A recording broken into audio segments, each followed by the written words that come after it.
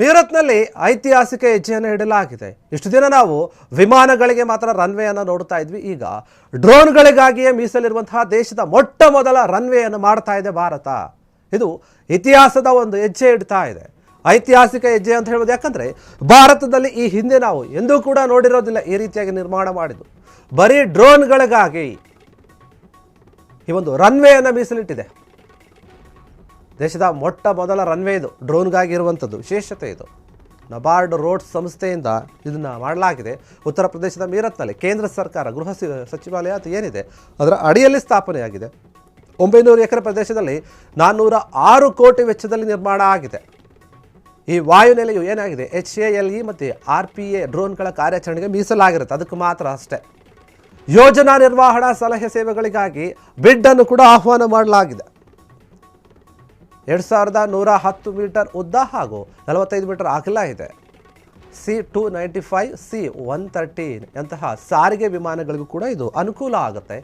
ಕಡಿಮೆ ಗೋಚರತೆ ವೇಳೆ ಲ್ಯಾಂಡಿಂಗ್ ಮತ್ತು ಟೇಕ್ ಆಫ್ಗೆ ಅನುಕೂಲ ಆಗುತ್ತೆ. ಇದು ವಿಮಾನ ನಿಲ್ದಾಣಗಳ ರನ್ವೇಯಲ್ಲಿರುವಂತಹ ರೀತಿಯೇ ಇದಕ್ಕೆ ಲೈಟ್ ವಿಂಗ್ ವ್ಯವಸ್ಥೆಯನ್ನು ಮಾಡಲಾಗಿದೆ. ವಿಮಾನಗಳ ನಿರ್ವಹಣೆ ಮತ್ತು ತ್ವರಿತ ಯೋಜನೆಗಾಗಿ 60 ಮೀಟರ್ ಉದ್ದ 50 ಮೀಟರ್ ಅಗಲದ 2 ಹ್ಯಾಂಗರ್ಗಳಿವೆ ಅಲ್ಲಿ. ಇಲ್ಲಿಂದ ಪ್ರತಿ ವರ್ಷ 1500 ಅಂದರೆ ಸರಾಸರಿ ಒಂದು ದಿನಕ್ಕೆ 4 ಡ್ರೋನ್ಗಳು ಹಾರಾಟ ಆಗುತ್ತೆ. ಮೀರತ್ನಲ್ಲಿ ಈ ರೀತಿಯಾಗಿ ನೋಡೋಕೆ ಸಿಗ್ತಾ ಇದೆ.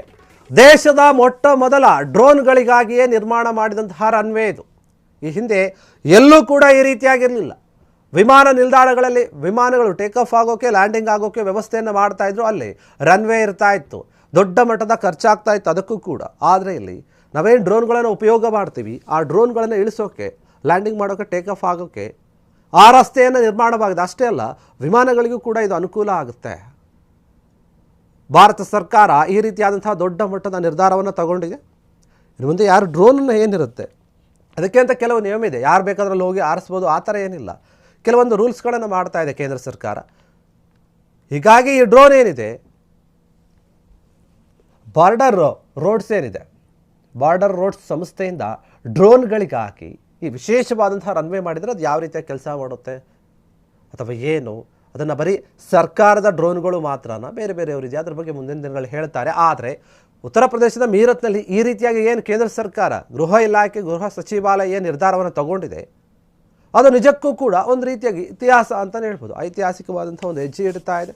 ಇದಕ್ಕಾಗಿ ನೋಡಿ 900 ಎಕರೆ ಪ್ರದೇಶದಲ್ಲಿ 406 ಕೋಟಿ ರೂಪಾಯಿ ವೆಚ್ಚದಲ್ಲಿ ಇದು ನಿರ್ಮಾಣ ಆಗಿದೆ. ಈ ರನ್ವೇ ನೀವು ಗಮನಿಸ್ತಾ ಇರ್ಬೋದು.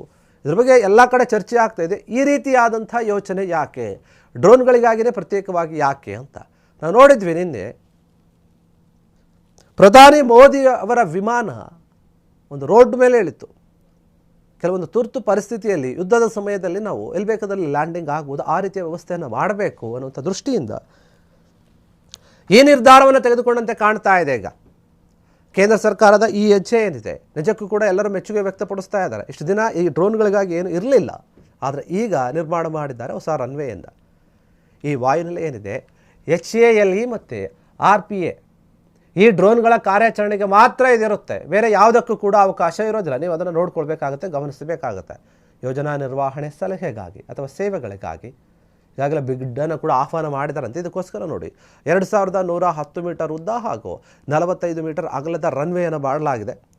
ಈ ರೀತಿಯಾಗಿರುತ್ತೆ. ಎಷ್ಟು ಉದ್ದ ಎಷ್ಟಾಗಲ್ಲ ಅಂತ ಎಲ್ಲವನ್ನು ಹೇಳ್ತಾ ಇದ್ದಾರೆ. ಮತ್ತು C-295, C-130 ಅಂತಹ ಸಾರಿಗೆ ವಿಮಾನಗಳ ಬಳಕೆಗೂ ಕೂಡ ಸೂಕ್ತವಾಗಿರುತ್ತೆ. ಕೆಲವೊಂದು ವಿಮಾನಗಳನ್ನು ಮಾತ್ರ ಇಳಿಸ್ಬೋದಾಗಿದೆ. ನಾವು ಸ್ವಲ್ಪ ಚಿಕ್ಕದು ಅದರಲ್ಲಿ ಹೇಳ್ತಾ ಇದ್ದಾರೆ. ಸ್ಪೆಷಲ್ ಆಗಿ C-295 ಮತ್ತು C-130 ಈ ರೀತಿಯಾದಂತಹ ವಿಮಾನಗಳನ್ನು, ಸ್ವಲ್ಪ ಚಿಕ್ಕದಾಗಿರುತ್ತೆ ಗಾತ್ರದಲ್ಲಿ, ಅಂತಹ ವಿಮಾನಗಳನ್ನು ಇಲ್ಲಿ ಲ್ಯಾಂಡಿಂಗ್ ಮಾಡ್ಬೋದು, ಟೇಕ್ ಆಫ್ ಕೂಡ ಮಾಡ್ಬೋದು. ಏನಾದರೂ ತುರ್ತು ಸಂದರ್ಭದಲ್ಲಿ, ಎಮರ್ಜೆನ್ಸಿ ಸಮಯದಲ್ಲಿ ಬೇರೆ ವಿಮಾನಗಳನ್ನು ಕೂಡ ಇಲ್ಲಿ ಲ್ಯಾಂಡಿಂಗ್ ಮಾಡ್ಬೋದು. ಆ ರೀತಿಯಾದಂಥ ವ್ಯವಸ್ಥೆಯನ್ನು ಮಾಡಲಾಗಿದೆ. ದೇಶದಲ್ಲಿ ಈ ರೀತಿಯಾದಂಥ ಒಂದು ದೊಡ್ಡ ಹೆಜ್ಜೆ ನೀಡ್ತಾ ಇದೆ ಇದು ಕೇಂದ್ರ ಸರ್ಕಾರ.